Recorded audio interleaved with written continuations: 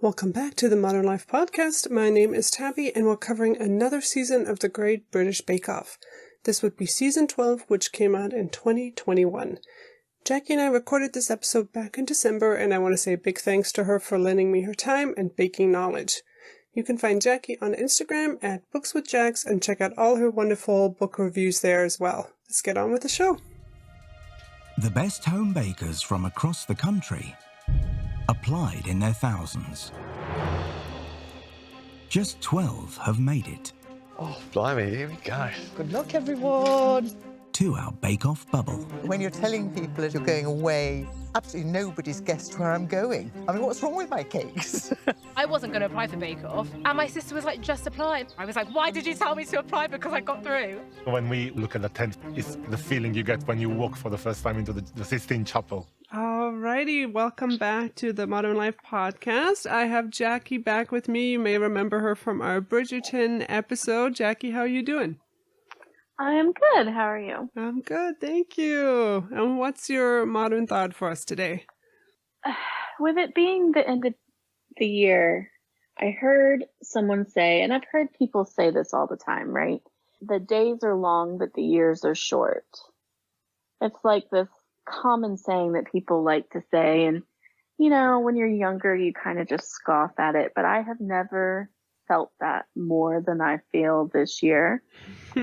Like, this year has just been, I don't know, so tough. I feel like it was tougher than 2020, and the days seemed incredibly difficult and long, and yet I am now, we all are now 20 days away from 2022, and I am not prepared. How did this happen? Where did the year go? And I don't know if this is just a result of getting older. Yeah, I'm shocked and dismayed. I agree with you that this year was a lot harder than 2020. I feel like maybe I'm just really naive, because in 2020 we were just all waiting for, you know, the COVID vaccine being developed, and it's finally here. And I had absolutely no clue. I could not predict that so many people did not even want the COVID vaccine, and that we're still like dealing with this stuff, and how much I know, especially my life, how much it has been affected by the continuation and the mutations of COVID-19. So I was already socially like difficult. Like, I'm an ambivert, so like sometimes I do really well, but other times not so much. But the lack of social interaction has really made it worse. Like, I went on a trip at the end of September and met up with some Bookstagram friends for about a week. And about 3 days in, I was like, okay, this was a mistake. Not because they weren't lovely, wonderful people, because they were amazing. And I'm so glad I met them. But I was just like, this is too long of a trip. I am burnt out. I don't know how to be socially normal anymore. You know, I live alone with my cat. I mean, you know, it's not that I don't see family, but trying to be in that social atmosphere, I was like, oh, this is going to be bad if we ever get back to normal, because this is going to be a struggle for me. So yeah, lots of adjustments. Yeah, that's a good modern thought. I agree. Mine is related to the Great British Bake Off a little bit. It's also highly specific, and it's just me defending my utter hatred of truffle oil. what is wrong with truffle oil? Truffle oil, I feel like because we put it in, like, we have these truffle fries at work that they put the truffle oil on, and people are always shocked at me hating it, but there's no truffles in truffle oil. It's just a fancy name. It's just expensive olive oil. I feel like it's a total ripoff. And I think Lizzie in the Great British Bake Off did do one of her desserts with truffle oil, and I would have been like, this is gross. Like, I would have been like the mean judge. And I've actually looked this up. I found a few articles. One here is from the Napa Truffle Festival. One of the chefs here is quoted to say, "It's not only fake and dishonest and allows people to cheat, but it also tastes bad." There is a type of chemical called, I hope I'm saying this right, dithiapentane, which is synthesized to kind of taste like truffles. But if you've ever had an actual truffle before, you know that truffle oil just kind of tastes nothing like it. So this is this is my very random modern thought. Anyways. I do think truffle oil is overhyped.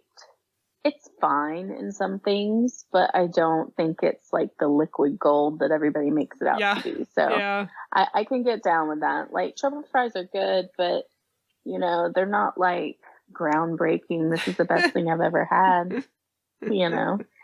And it's good in mac and cheese sometimes. But again, it's not something that I keep in the house or anything. Other people are like, "This is liquid gold." And I'm like, meh. So that's a good way to put it. Yeah. But I think we're ready to dive into the Great British Bake Off Series 12, which came out in 2021. I have many thoughts because this is probably one of my favorite seasons in a long time. Yeah, this one was really, really good. I agree. I wanted to say something just in general about the show before we get started into like all the individual weeks. So the show was previously filmed at Welford Park in Berkshire, and ever since the last season, they are now at Downhall Hotel in Essex, because I'm guessing the original location didn't have room to accommodate all the bakers. And this version of the show where they're in the practice tent, they're in the bubble, they don't have to, you know, go back home. I think it's such a better model. It must save the bakers so much stress and time and money, and I just really hope that they continue with this even if COVID was to be over. Yeah, I think it caused them, I mean, the bakers always end up pretty bonded, but you can definitely tell that this group is more bonded. Oh, that's a good point. Yeah, it makes for better TV that way too. Yeah. Yeah, and they're not going back and forth between, you know, where the production site and home. And a lot of previous seasons, you know, they have to work during the week or go to school during the week. They can't just focus on practicing. Mm-hmm.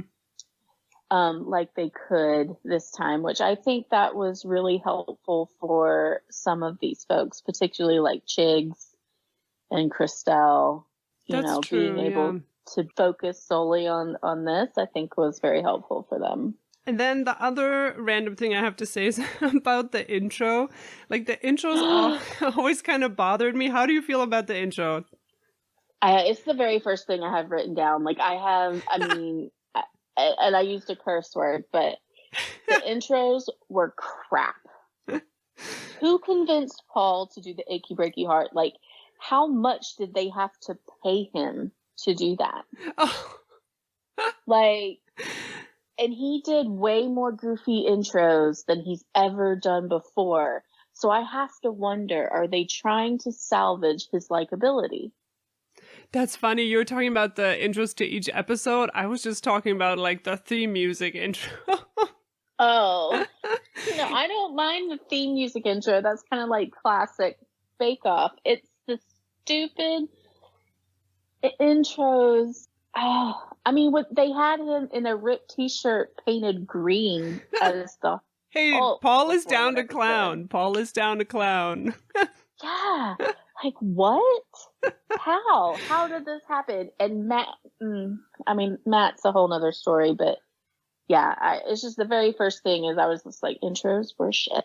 The Hulk one, the one where they dressed up as the musicians, the dead musicians, and then the one for German Week, that one had me just roaring with laughter. But that's only like 3 out of all the intros. The rest we were just kind of watching in silence, like scratching our heads. Like, none of them were really that funny. It was just kind of like cringy. Nobody wants Achy Breaky Heart to make a comeback. No one. The only thing I have to say about the actual Bake Off intro And the season has gotten really, I mean, it's not really home baking anymore. A lot of the things they make there are just, out of control. But the flat red macarons that haven't risen and the filling is not piped into them, it's just kind of like smeared on. It always bothers me because it creates this illusion of like, it's just home baking. And it's like, no, it's not. Like, you couldn't present these kinds of macarons to the judges. Like, they wouldn't be happy. That's all. I just really hate those macarons. Well, I can see your point. I did see this season a lot more unfinished products from the bakers. So I did get more of a home baker feel from this season, except for one contestant who I have a slight gripe about. No. Which we'll get into as we get further down. Sounds good. But, Let's get started. So first week was Cake Week. well, first of all, Maggie is the sweetest, cutest little old lady, and Paul was the biggest jerk to her the first 2 weeks. And I was so mad at him. She made me think of the little old lady who belonged, when she was younger, she belonged on Call the Midwife.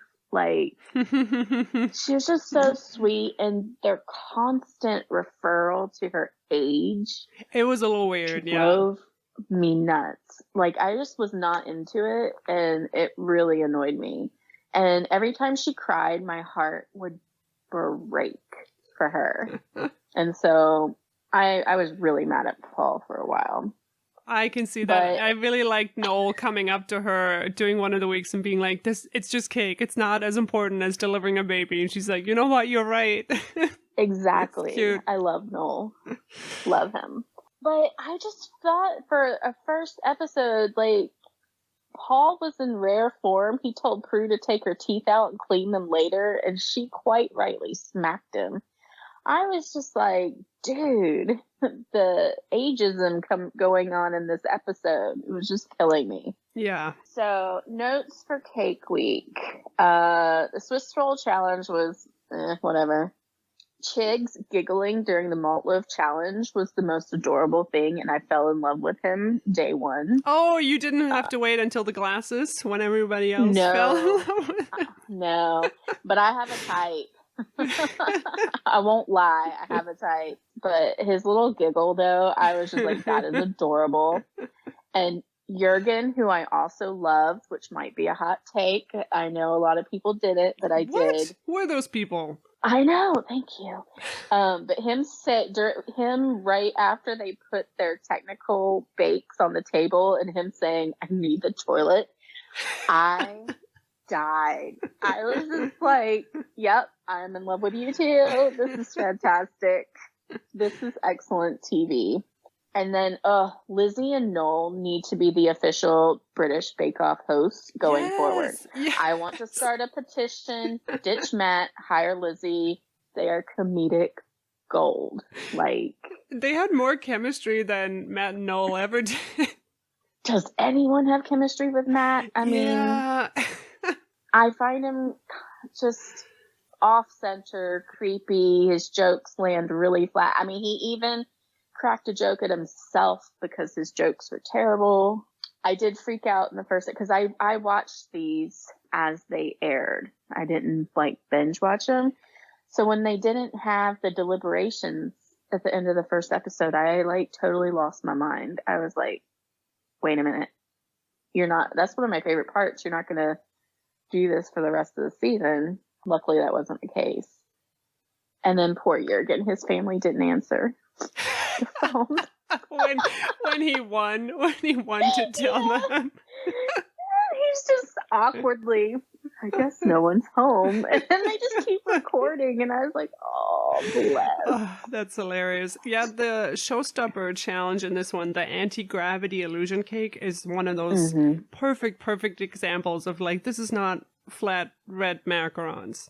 This is Instagram stuff. This is Pinterest stuff. Even if you're a professional, you wouldn't be making things like this unless you're maybe somebody hired you for like a special event and there needs to be taking pictures of it. Like, and this one, the thing that really stood out to me was Jerzino. He tried to build this anti-gravity cake out of a roulade that he was gonna have standing up, which already seems very daring, but his frosting was too soft, and he kind of just remolded it and still presented something. And I don't think people watching at home really realize how admirable that is, because I personally would have had a meltdown, like, at my home. Like, you know, not even at, like, a show with cameras going. And Jerzino always kind of kept his cool, and I don't know, that was just one of those great bake-off moments to me. Jerzino really came off very laissez-faire about it all, but I thought Tom going out was the right call. Tom did not have the confidence to be in this season, and he's not like Christelle. Like Christelle, she's very, you know, she's very hard on herself, but she still has the confidence to bake, whereas Tom just came across as just really lacking, you know, and his cake, his original plan for his cake was not even anti-gravity. So he really just missed the brief completely. So, nice guy, but definitely deserved to be the first one out. And if it wasn't him, it definitely would have been Jerzino for me. So we're moving on to week 2, Biscuit Week. For the signature, they had to make 12 identical brandy snaps. Have you ever made brandy snaps before? I have once, and determined that is just one of those things that's better to buy than to make. They're very tricky. I think I even I made them because I saw them on the Bake Off before, I believe, and they're just so hot. It really helps wearing gloves. Like, you have to shape them right, you know, when they come out of the oven, and they're really tricky. They're such a faff. I mean, just buy them. You know what I mean? Like, and they do them. This is not the first time they've done brandy snaps in a season. So I felt like some of the bakes were a little repetitive from previous seasons. The brandy snaps, the Swiss roll, you know, how many times can you do a Swiss roll on Bake Off? Come on. I did think Biscuit Week was kind of boring. So it's like, you had the brandy snaps, you know, whatever. And then the technical was a jammy dodger, except they couldn't call it a jammy dodger. I mean, that was decent enough for a technical, I guess. But then the showstoppers, the whole 3D childhood toy that has to have an interactive element. It just took it way too far, yeah. It's like, you should be on a woodworking show, not on a baking show. But it's just, well, some of them, I think, did a good job. Well, I think most of them did a good job, but I think Rashika's pinball game was an epic fail, and they tried to make it seem like it was all right. Well, Prue did anyways. Poor Maggie and her, we didn't really have toys growing up. Juergen too, we didn't, but at least he did a windmill that worked. I was just like, holy crap. Yeah, but he's a physicist too. Like, he's got the upper hand here. Work with what you got.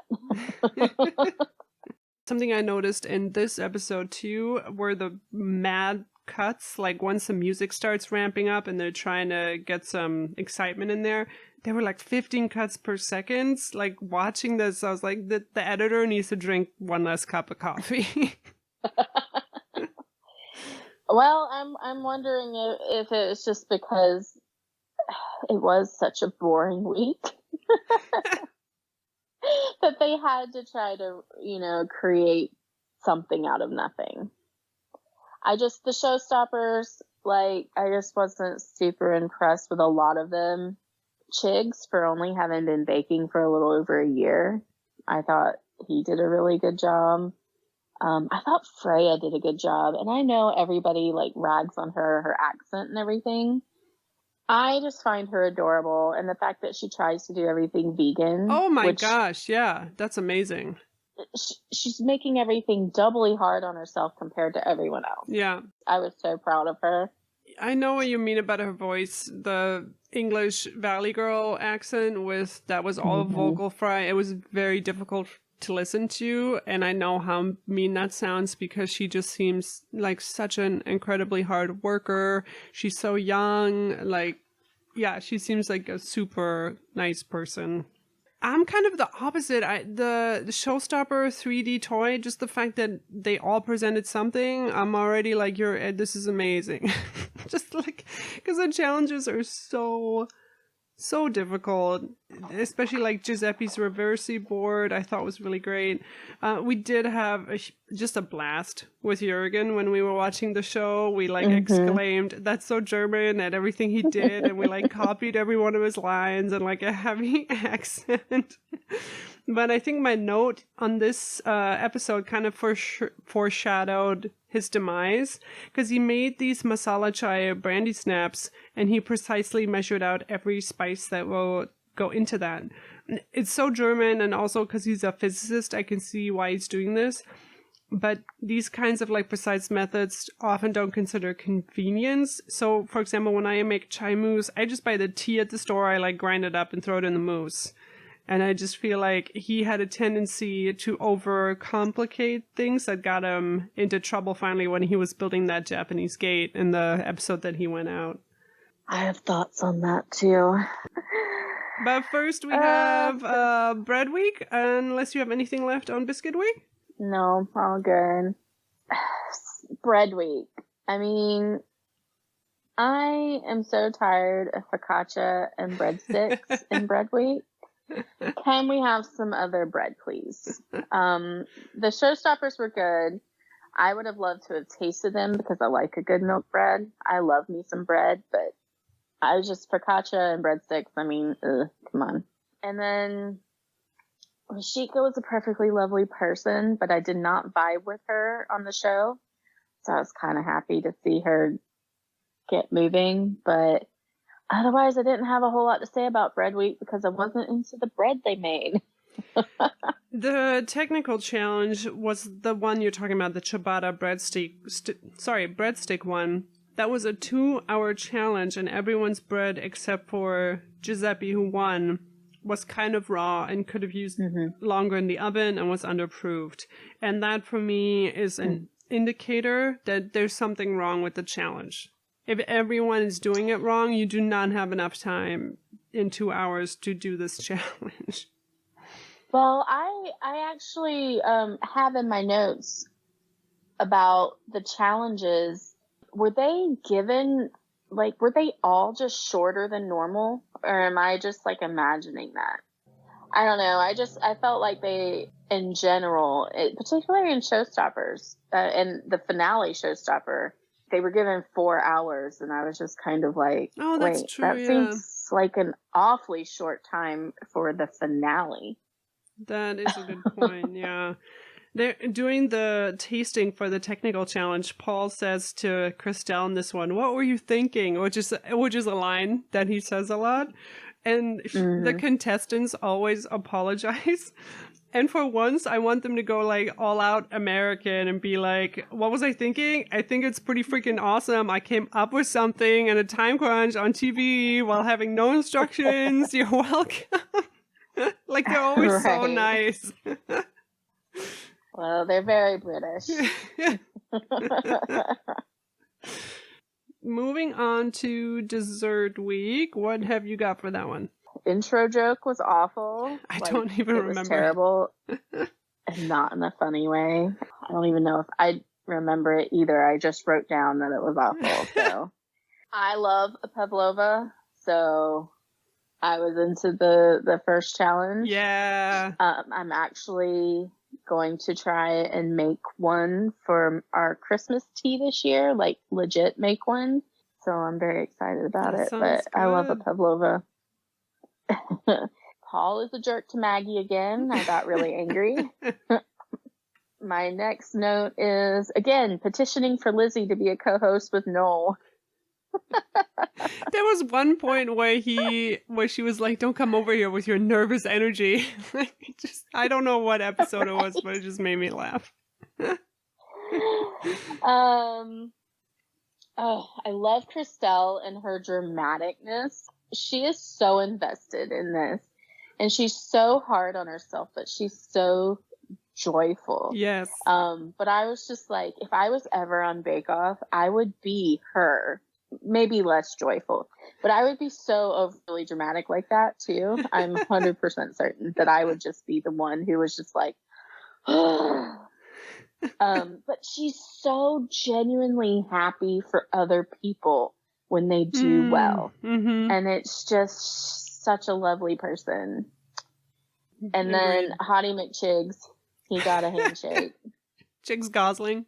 Yeah. And I was like, yay, Chigs won. Poor Maggie. Like, she needed to go, obviously, but Paul was mean.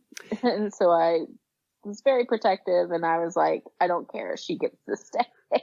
I honestly didn't mind Paul's humor in this episode that much. I see what you're saying about the ageism, though. That was getting to be too much. But for the technical challenge, there was a sticky toffee pudding, and Maggie made a joke about making them a gluten-free version because she forgot to put the flour, and I just thought she was being such a good sport about it. And Prue was also really, really kind about it. Paul tried to crack a joke about it later on, but it's like, it's just Paul being Paul again. Right. Maggie, she was so sweet, and she even said when she was making the sticky toffee pudding, surely this needs flour. Right. Like, she knew it needed flour. I think that the nervousness of the tent was just too much for her. It's the only thing I can think of. I agree, yeah. I have some notes on shakes for this episode. He made this passion fruit pavlova, which looked so elegant. And I gasped when I saw he had made tempered chocolate tongues for it for the decoration. And we see him like casually adding tempered chocolate to so many of his bakes throughout the season. And the show like almost never comments on it. And I don't think the average Joe watching this really comprehends the extra knowledge and work that goes into tempering chocolate, especially for Chigs, who's only baked for like a year and a half. And I'm just here to shout out how amazing Chigs is, because I feel like he didn't get any recognition. If there had been a chocolate week this season, he would have just smashed it. Yeah, why wasn't there a chocolate week? I mean, we had some weird weeks. Where was the chocolate week? But I can't remember which episode it was, but it was like, oh, tempered chocolate? I can do that. He was like, at least I can do that. And I'm like, I can't. and I am a fairly decent baker, but I don't bother with any of that. That's not a home baking skill. I'm going to say right here and now. That's not something the average home baker is going to be tempering chocolate. Agreed. And for the Showstopper challenge, they had to make this Jacquard imprint collar. And I thought that was such a great challenge. It really gave the bakers so much freedom and showed their artistry because they could paint different things into the collar. And Freya also used silky tofu for her mousse, which is so smart and effective. It's also really, really yummy and a great alternative to using egg. Have you ever used tofu in a mousse before? No, I've never even tried tofu. What? Never in your life? Have you had tofu? Never in my life. I had tofu last night. I was just guzzling it down. I love tofu. That is so weird. I'm so scared. I'm adventurous with food, but only to a certain point. And for whatever reason, tofu just scares the crap out of me. Like, I'm sure it's probably fine. And if I tried it, I'd be totally into it. But I also have textural issues. And it's like, I don't like the Indian cheese. Is it, why is it? Nope. Paneer. Yes. Yes, paneer. I love paneer. I don't like paneer, but it's not a taste issue. It's a textural thing. But paneer and tofu seem pretty on par with each other. They're not. They're very different. I'm telling you, if you were to taste Freya's silky tofu mousse, you wouldn't even know it didn't have any egg or cream in it. But anything else about dessert week? No, I just thought that most everybody did a pretty good job. Yeah. So I'm so impressed every week. Everyone is just amazing. We're moving on to German week, and I will try to control myself here. I will say that Noel's German accent was super great. I loved it. That intro again was amazing. I hated it. No, you don't like Kraftwerk either? I hated the intro. I just wasn't into it. Jackie, you're being such a hater right now. I know, I'm sorry. I just didn't really like it. Honestly, I can't. Most of the openings I just didn't love. I did love the part of the opening I loved was Prue stomping over and unplugging them. I thought that was excellent. For the signature, they had to make German cookies. I really loved Giuseppe's star cookies with the powdered sugar. Those were so elegant. Lizzie's cheeky cookies were so fun. She made these like round ones with painted faces, and lashes and lipstick. Everybody's cookies looked actually really, really great. Yeah, the cookies were great. The German biscuits, as they call them. I thought they were great. And then the technical is obviously something I have never heard of before. And didn't even Juergen was like, yeah, I've never even had it or heard it. You know, he's like, never made it, never eaten it. Like half my notes for this podcast are on this technical challenge. They had to make a Prince Regent tort, which I actually made for my baking final in pastry school as well. The history behind it, it's named after Prince Regent Luitpold of Bavaria. And I will not get into my wild conspiracy theories about how he had Ludwig II assassinated here. Anyways, it originally had 8 layers of cake and cream to represent the 8 districts of the Kingdom of Bavaria. After World War II, there was some restructuring of those districts, which made them only 7, so it's okay to make this cake as well with 7 layers. I'm also used to adding apricot jam to one of the layers, which they did not do on the show. Not that I'm advocating for them making the challenges any harder, so that's probably a good thing that they got rid of that one. The way they were making it, spreading the dough out onto like a piece of parchment paper, was very weird to me. I don't know how that would make a circle. I usually just use the bottom lip of a spring form. So you just take the collar off, you just have that tiny little thing, and that's how thin the layers are. And cooking them individually too adds this crunch to each layer because they're just so thin and delicious. And then they had to make these chocolate crowns. And again, there was no info given on that to the audience, and it was also not really commented on. Like, none of the judges tested if it was, able to snap. Was the chocolate actually tempered? And it's just one of those things where I'm like, then why assign them to do this? It reminded me of that showstopper, or I think it was a technical challenge from last season where they had to make the cornucopia horns with chocolate on it, and everybody's was just melting. And it's like, well, why give them these things to do if no, you don't actually care about it? Yeah, I don't know. I thought everyone did a fairly good job considering I had never heard of it before, but I definitely I would like to try one now. It's really yummy. So. Yeah, and then for the showstopper, they had to make a tiered yeasted cake. And I really appreciate Juergen calling out the judges and how it's like, we don't make a tiered yeasted cake. That's not a thing. Right. I thought that was great. And Paul, he was like, yeah, we're kind of bastardizing this. Sorry. I will say this wasn't nearly as bad as Japanese week was the previous season.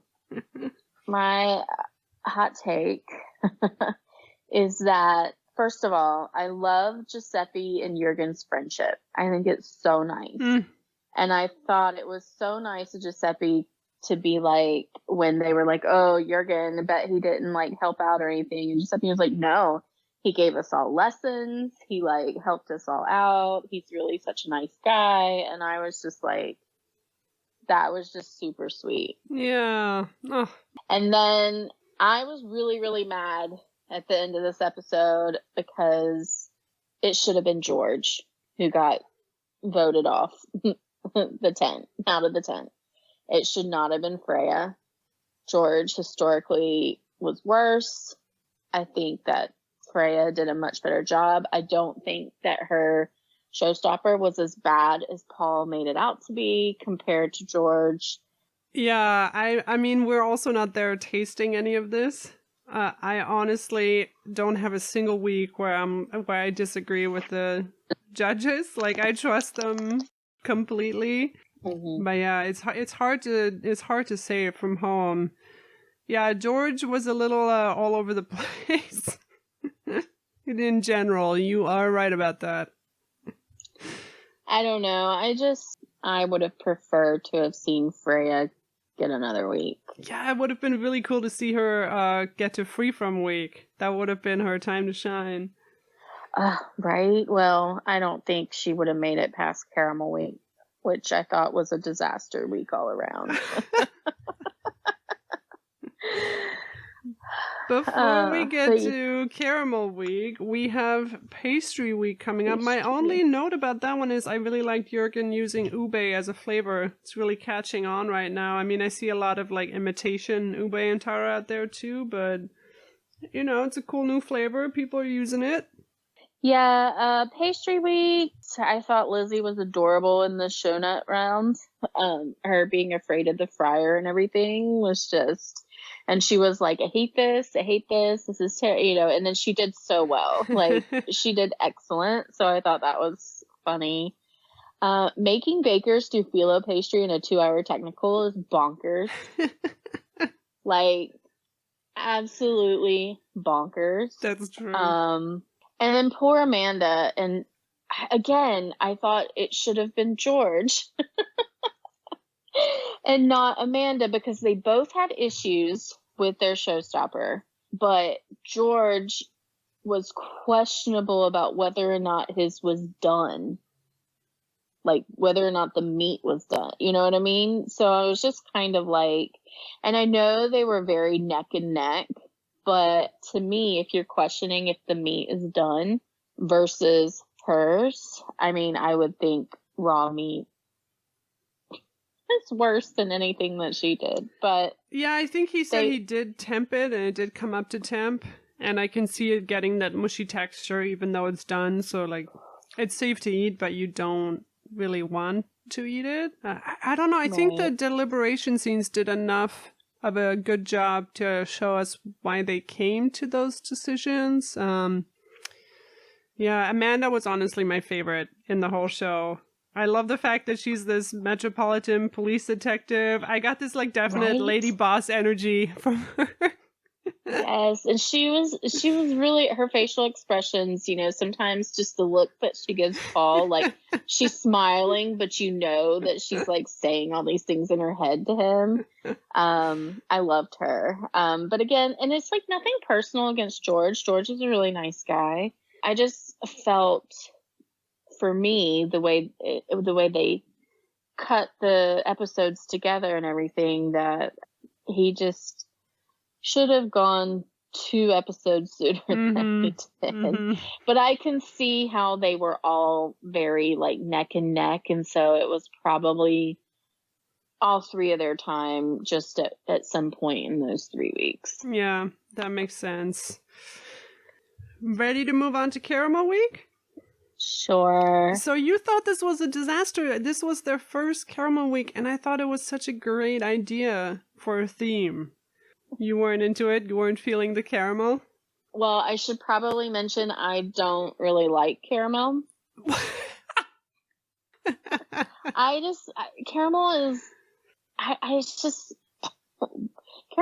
What a faff. Like, you know, what a pain in the butt to make. Like, it's so easy. Well, home bakers do not make it look like it's easy, and they all really failed at it half the time. But I have this week labeled as the one where George finally goes home. The technical, I was surprised that Giuseppe beat out Juergen, because they said Juergen's cookie was better, but Giuseppe's looked better. It just seems like style over substance. I can see that. Yeah, the technical here was where they had to make a Twix. And this again felt like one of those technicals where it was just manufactured drama for TV, because I would never glaze something like this with chocolate without chilling or even freezing it first. So when the music like ramps up and everyone yells at their bars, I like, they're melting. It's I want to be like, you're not doing anything wrong. Like the bakers are fine. Like it's just the challenge is, you know, seeing if they mess up, which they're all like bound to. I thought the showstopper was really cool. The domed or sphered caramel dessert. I thought that was neat. Yeah, and actually George's honeycomb sugar dome cake looked absolutely gorgeous. I mean, I can see why he went this week. Like a lot of the things didn't taste great, but yeah, a lot of really beautiful things. I think there was like a terrarium one that looked really awesome. Yeah, some really cool stuff. Yeah, that was Christelle. Oh, that's right. And Lizzie's, they were like, well, this is really like a trifle. Well, you just said it had to be a sphered caramel dessert. You didn't say it couldn't be a trifle. Trifle's a dessert. You know, like, but I get why they didn't like love hers per se. Yeah, I think the flowers she had on top also they said were inedible, and they did look kind of overdone. She even said they were burnt, so she knew. Oh. Yeah, she even said they were burnt. So but I was happy with how this one turned out. You know, with how everything went. I thought they all did a really good job when it came to the sugarwork dome situation, except for poor Christelle. Like, I was like having a heart attack on her behalf, just like everyone else. Like, and Lizzie helped her get it done, and then she set it back in that stupid mold, and I was just like, no, what are you doing? It's tough to watch. Yeah, George for the signature too, he made this tart with a filling that would have to be baked again, and it's just like a lot of them made that choice, and it's so easy to make a caramel filling that you just pour in the shell, chill, and set. So I'm always surprised when they like don't take a lot of these shortcuts. I know.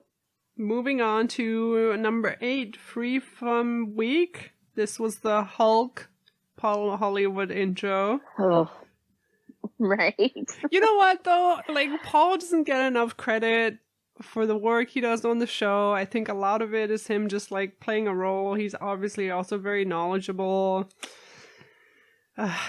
I feel conflicted about Paul.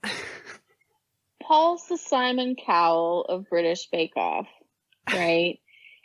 I love Simon Cowell and like how he's very honest and just, he doesn't pussyfoot around and he just tells people the truth, Paul's a lot like that.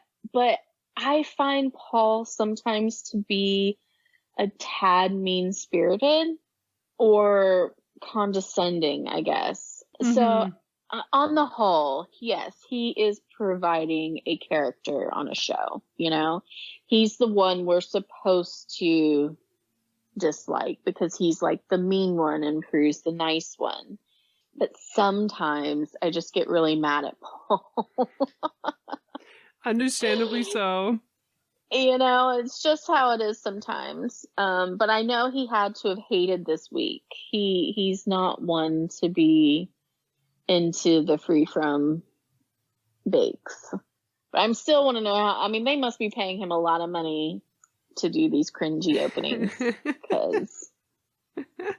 But yeah, the ice cream sandwiches, I thought everyone did a pretty good job. I thought Juergen got off lucky because his macarons were terrible, but it worked with the ice cream apparently. So. Yeah, this is again one of those things where he's trying to do it the right way. Like he's making an Italian meringue. Paul says you have to rest macarons. You don't necessarily need to do that. You can actually sometimes get a better shine without resting them.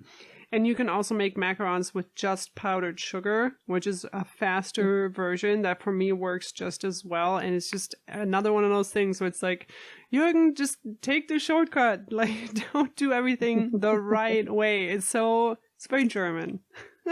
I thought the vegan sausage rolls were really cool. Those I look definitely yummy. would like to. try one of those. Yes.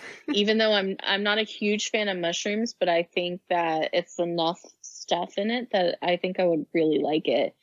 But I just couldn't help laughing so hard at Christelle because the whole time she's just like, why is mine disgusting? And she's just so hard on herself. Her outward dialogue is my internal dialogue. You know? But I was just laughing at her the whole time because I just related so much to her. And this is the episode that I just cried my eyes out. What? Because So Lizzie bad. went home. I didn't want anyone to go home. I know. And I knew it was going to have to be somebody, and I knew it was probably going to be Lizzie. And I just cried so hard. There were some amazing showstoppers. They had to make this 2-tiered gluten-free cake, which that's hard. Gluten is what gives your cake structure. So as soon as you start building on it, it can just collapse on you without the gluten in it. Chicks made this amazing chocolate color that was just gorgeous. Lizzie's colorful shag carpet with the rice paper was a piece of art. That wasn't even cake anymore. Like, really, really gorgeous stuff. Every single one of their showstoppers was amazing.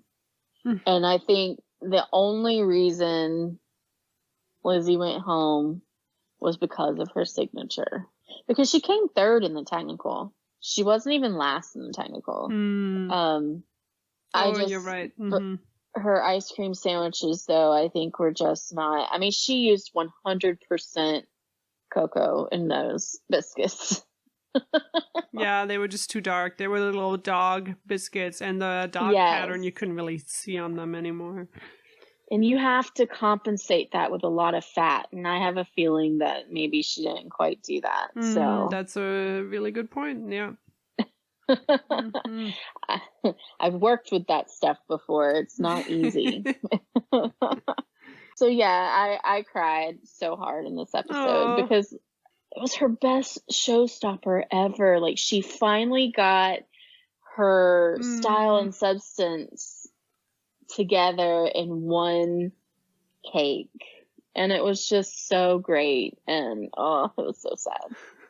But moving on to Patisserie week, my only note is for the signature they had to make these layered slices, and Juergen's murder at the opera idea with the like little daggers sticking in the opera cake I thought was so cute. They should have all gotten a handshake. Prue was like, well, if I gave out handshakes, I'd have given you one. I was like, then give him one.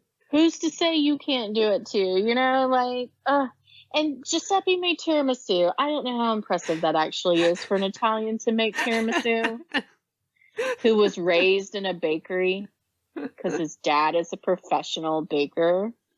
Like, is that impressive? Hey, the classics are classics for a reason, Jackie.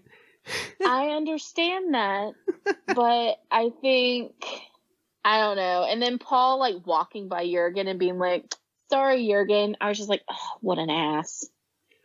Like, but Juergen, he just takes everything so well. Like, he's just like, it's okay, you know. Yeah, I feel like if they hadn't been so split on his signature, he might have stayed. But yeah, it was really sad to see Juergen go. I was mad. I won't lie. I was really mad. But I was more mad in the next episode. Well, okay, so I really wanted a final with all four of them. Like, I wanted it to be one of those scenarios where TV shows is like, we can't let anyone go. They're all equal. We're just going to have a final with all four. Like, I wanted that to happen for real. That's... I was desperate for that to happen. I thought it should have been Juergen and not Giuseppe, because their comments about Juergen's showstopper, I thought were crap.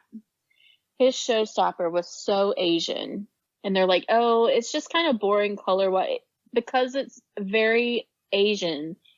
And I just thought it was amazing. Even the other contestants were like, oh my God, look what Juergen did. And Giuseppe's like, well, what do you expect? It's Juergen, like, because even they thought it was amazing. And they even said it tasted amazing. They just were like, oh, but it just doesn't look great. And I'm like, what are you talking about? It doesn't look great. His glaze is perfect. They're like all the same size. That gate was phenomenal.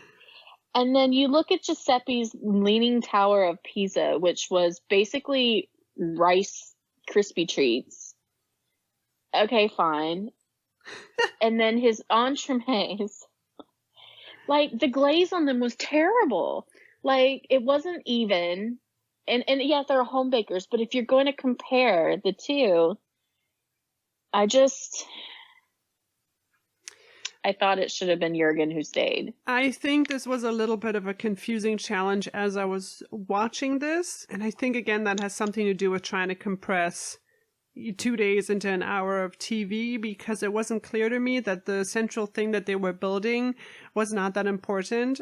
Because Chigs made just like this interlocking apple tree that was very easy to make. And they were like, oh, that's so clever. That's simple and easy. And then what they focused on more were the little desserts. And I think Juergen had very few components in his. It was the white, and then I think there was like a raspberry in there. Like, I personally didn't feel like it looked that exciting. And if they're saying, the flavors weren't as amazing as some of the other ones, I believe them. That makes sense to me, but it just seems strange watching it when you're like, okay, this dude built like this whole little torii gate, and apparently that's not as important as some of the other elements. So I wish they would have just explained that a little bit better to the audience, like what they were looking for and what was important and what wasn't. Well, they didn't seem to have a problem with the taste of his showstopper. They had a problem with the look of it. But I guess it's because I know Juergen was trying to make it very Asian because he had an Asian theme. So I don't know. My personal opinion was that it should have been Juergen and not Giuseppe. I love Giuseppe. He is a lovely man. I don't know that I would call him a home baker technically. That would be like calling you a home baker, I think. Well, but Giuseppe doesn't work in baking. They haven't said no to contestants before because their family owned a business or their family...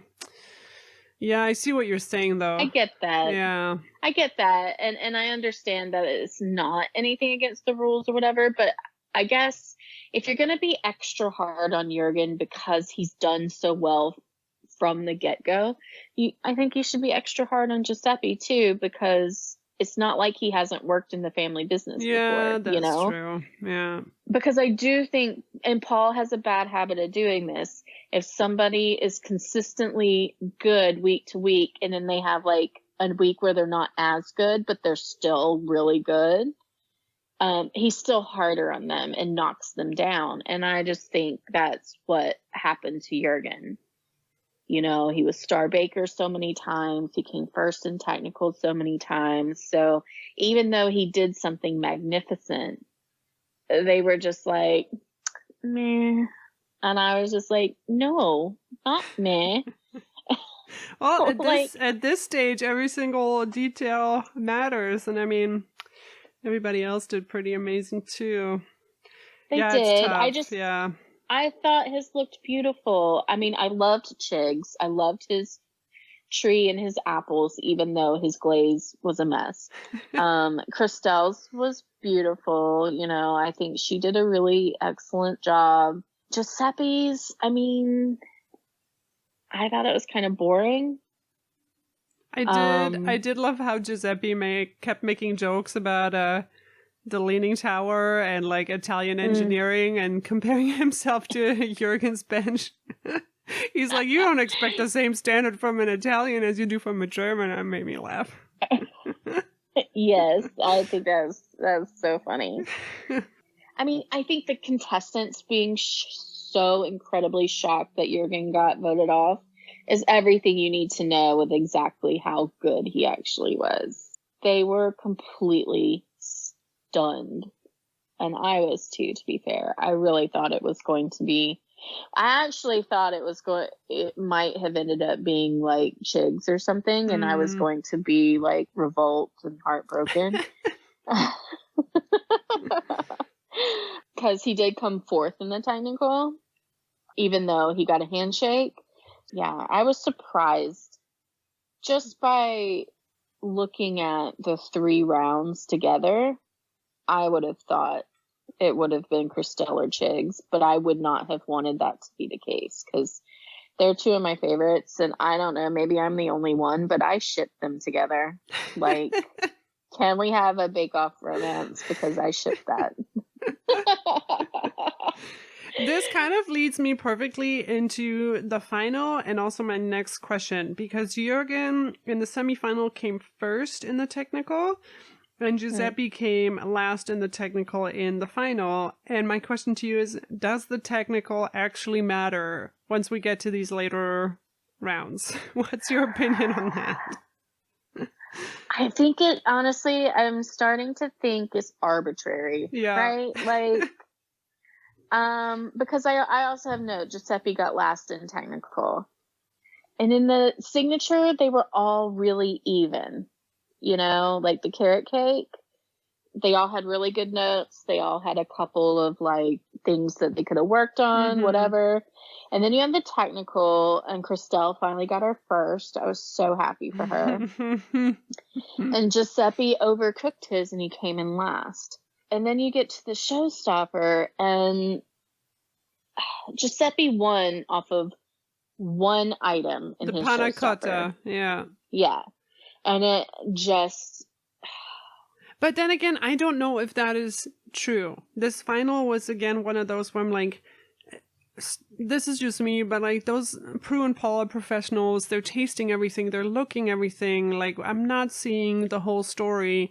So is this just like an editing thing of, because I was also shocked that Giuseppe won based off of what I was seeing, but I'm sure he deserved it. Like, I'm not trying to like start something here with the Great British Bake Off, but it just seems like I wish you would make that a little bit more obvious to the audience instead of making it this like surprise, you know, this person won. Well, and I have to wonder, because obviously Christelle could never win. Her focaccia was raw. Yeah, when she pulled it out, I was really like, what is that? Because they only showed it for 1 second. I was like, oh, that was strange.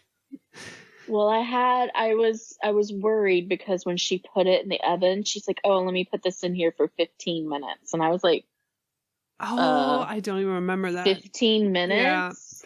Yeah. That's not long enough for any bread I know, except for the kind you get in the freezer section. And even then, that's usually like 20 minutes. You know what I mean? Like, so I was really sad and heartbroken for her that her focaccia was so terrible. Yeah. But when they went through Giuseppe's stuff, Paul had a couple of notes and issues on some things for some of Giuseppe's earlier items. And then he got to the panna cotta, and he was just like, oh, they were just this is the best thing I've ever had. I'm taking this with me. I'm going to eat the whole thing, you know, et cetera, et cetera.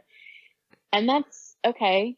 You know, I trust you that it's the best panna cotta you've ever had, you know. But Chigs, his was just so, his fit the brief so well.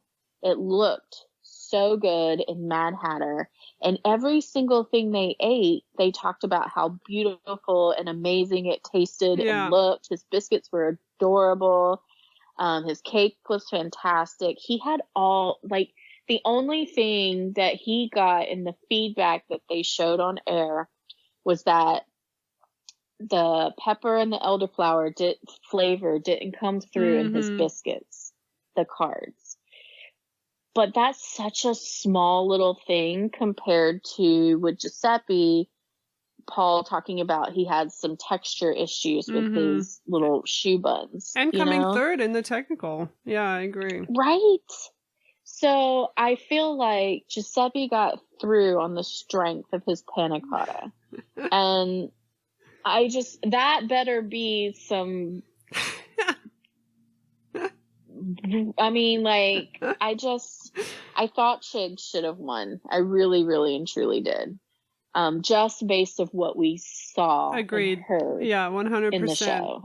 It didn't make sense based on how they edited it. I will say Christelle and Chig's genuine happiness for Giuseppe, though. Oh my god, I have that written down too.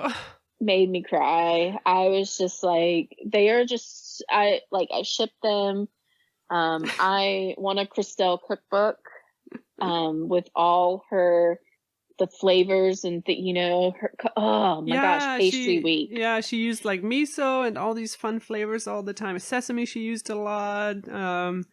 Yeah, her curry, showstopper in pastry week. I wanted to eat that so badly.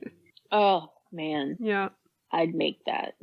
But seeing Christelle and Shakes just scream their heads off as if they were the ones who had won and like hug Giuseppe.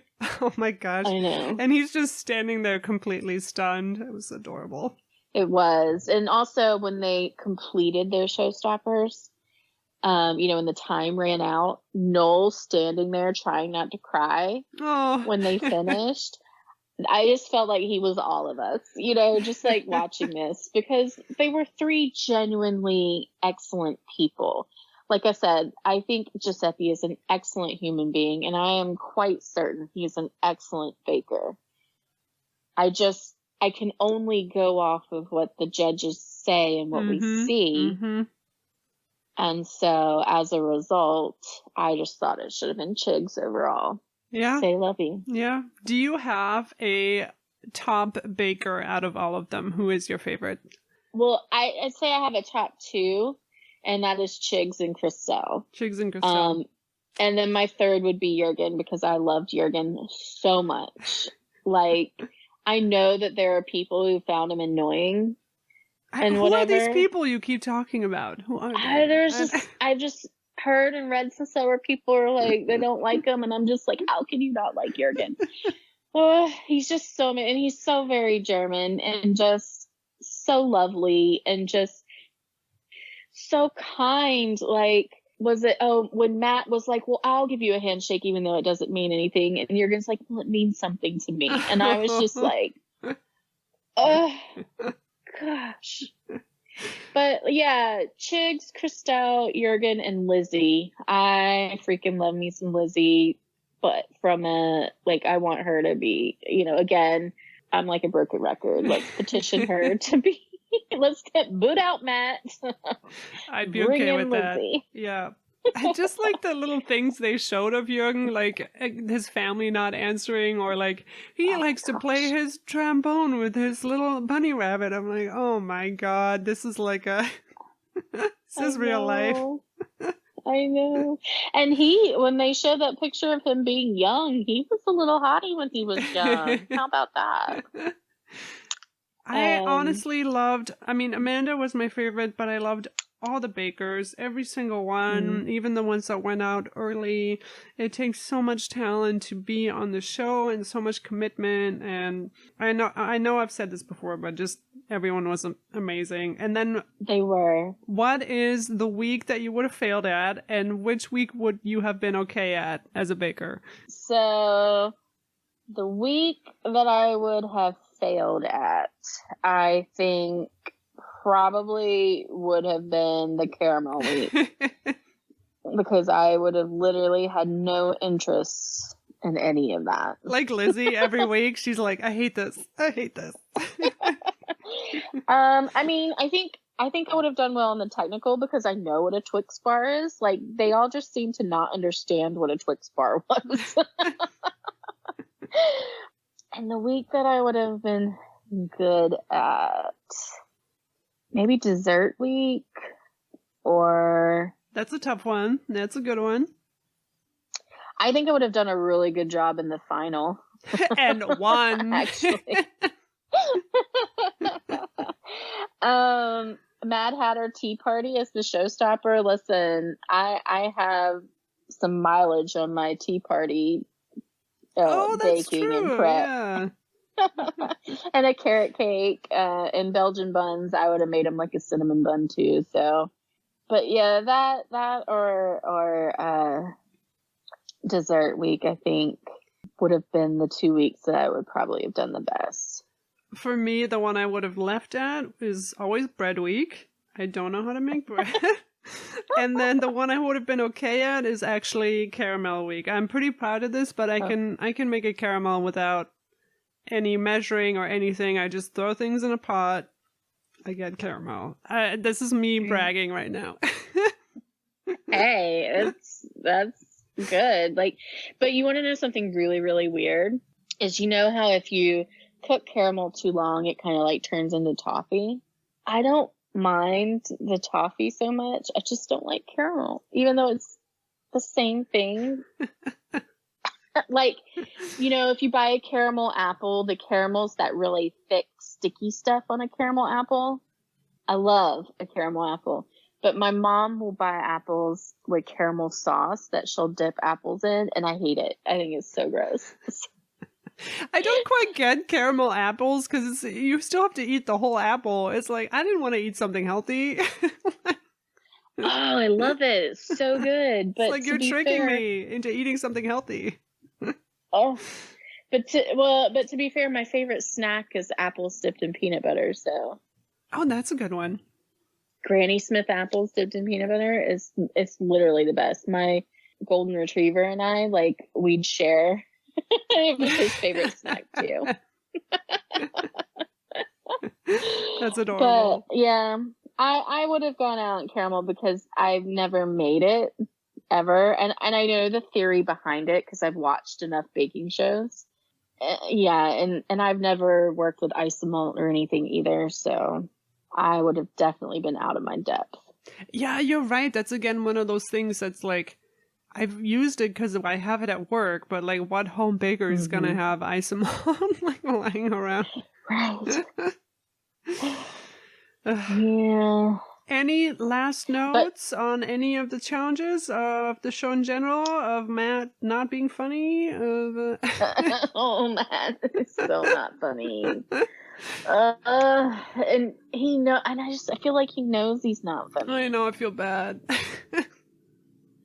But I guess my only other note is at the very end when they showed Lizzie and Freya traveling all across the country to meet up with the other bakers and stuff. It just warmed my cold dead heart. Like, it's just like, this is fabulous. I love it. I love that the two of them are like friends going to visit all their other friends. And except Giuseppe, who's back in Milan. What's he doing there? Yeah, I wanted to know. I was like stalking his Instagram, but I don't really know why he would move back there. Well, I think he moved back because he had mentioned that his dad was not doing well and was ill. That's a good point. Yeah. And I think, and then he's working with his dad on a cookbook, which I think is heartbreakingly sweet. Yes. But they just all seem so close, and it's just so cool. And I just wish I had like a community like that locally, like. But I would like a little baking community too. Yeah, that would be sweet. Baking I'll help you bake bread. Yeah, you can teach me pastry things because I can make bread. But yeah, again, a really great season. Jackie, thank you so much for coming on again and lending your expertise and your opinions on the Great British Bake Off. Thank you very much. I had fun as always, and I'm just so happy that this was such a good season. Yeah, thank you. Every aspect of their baking skills will be tested. On your marks. In 30. Get set. Brand new challenges. Bake! We're on the way. Good luck in there. My German brain gets active when I make sweet stuff. More chocolate. I just enjoy feeding people because that's what Greek people do. Everything they create will be judged by Prue Leith. Don't want to get emotional. That's so delicious. And Paul Hollywood. Don't look into his eyes. I'm going to stare him down. Don't stare Paul down.